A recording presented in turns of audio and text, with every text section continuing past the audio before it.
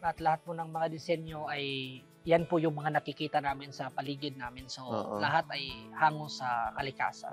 Magkano itong mga ganito? Ito nasa 800 to 1,000. Then ganito talaga yung mga traditional Opo, na. traditional mga po yan old accessories. coins, no? Yan po ay old coins. Sa ngayon po yung mga ginagamit na lang namin tuwing may mga okasyon o may mga performances yung tinatawag namin na kamunil, na Commonwealth coin. Pero yung mga luma talaga hindi namin pinapalabas masyado kasi medyo mataas pero na yung sa bundok value, yung ginagamit namin is mostly yung Alfonso, yung Spanish coins at American coins, yung English series coin.